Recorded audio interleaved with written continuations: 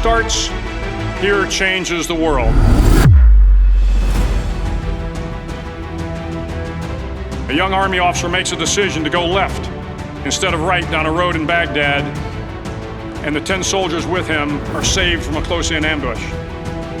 Not only were those soldiers saved by the decisions of one person, but their children were saved, and their children's children. Generations were saved by one decision, one person. But changing the world can happen anywhere, and anyone can do it. So what starts here can indeed change the world. But the question is, what will the world look like after you change it? Well, I'm confident that it will look much, much better. But if you'll humor this old sailor for just a moment, I have a few suggestions that may help you on your way to a better world. And while these lessons were learned during my time in the military, I can assure you that it matters not whether you ever served a day in uniform. It matters not your gender, your ethnic or religious background, your orientation, or your social status. Our struggles in this world are similar, and the lessons to overcome those struggles and to move forward, changing ourselves and changing the world around us, will apply equally to all.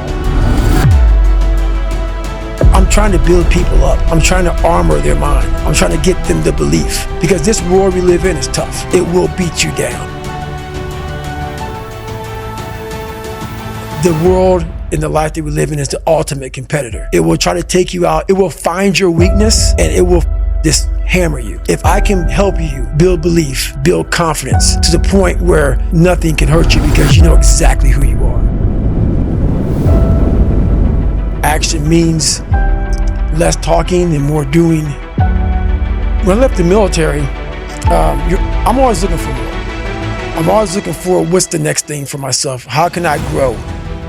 You gotta wake up and think about, there's a process to getting better, and that process is never finished. You have to cap it. You have to learn to cap success. And what I mean by capping success, I believe everybody should live their life. So everything that someone says in life, take it with a grain of salt. Take what they give and don't be like, oh, David Goggins said this or whoever said this. No, do not take what I say and do exactly what I say. So for me, what makes me who I am, because my mission is very different than yours or anybody else's. I have to go into a situation where, okay, I'm a guy who wants to make people better. For people to get better, I have to continuously get better myself. For me to do that, I can't just say, oh, I have this resume, the resume is there forever, I'm good. I have to cap my success, because for me to help people out, I can't just say I did it once and I'm good. I have to continue to reinvent the wheel of the mind and figure out more and more ways for you to pull. Because if I have a cookie cutter message, it may hit 5 people out of 25. You just failed. My message needs to be in a way where I can hit all 25 people. It needs to be broad enough to where all 25 people may not like the message, but they're getting something from it. And that is evolution. You must continue to evolve. And you don't evolve, for me, in my job, unless I cap myself somewhere and say, okay, you made this much money, get back to fucking work. It's time to get back to work. Stop hearing yourself talk, get off the podcast, don't be on social media too much, cut out all the fucking noise, get back to the fucking mental lab, because that's where the knowledge came from. I was thinking the other day, as I observed emotions, negative emotions being evoked in an individual. Anger type frustration. And I just wanted to talk a little bit about controlling your emotions. Allowing emotions to dictate the way you're going to behave. Allowing emotions to drive your decision-making process. It is not going to help you. Whatever I'm saying is probably not right. Whatever someone's telling me, whatever I'm hearing, whatever I'm seeing, it's probably not right. It looks bad, but it's probably not that bad.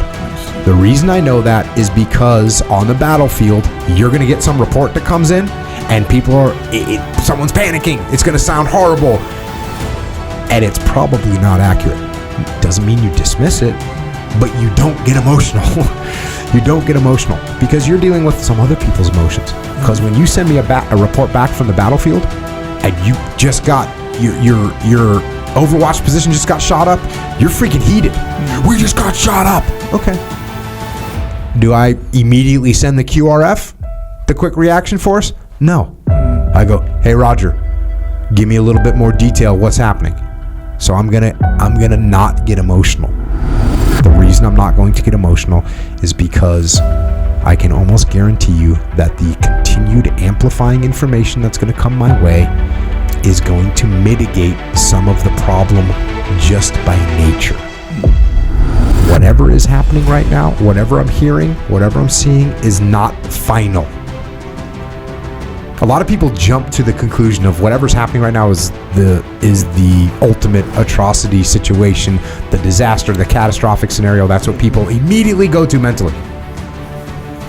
So getting emotional about something that you can't take back is not going to help you move forward right now, because those emotions aren't going to help me make decisions.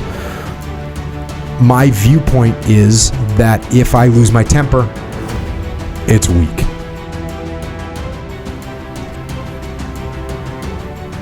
I don't want to give you control over what I'm doing, over what I'm thinking, over my emotional state. So you come in and you say something, and I don't want to give you control over my mental state. I'm not going to get overly emotional in these situations. Life, liberty, and the pursuit of happiness.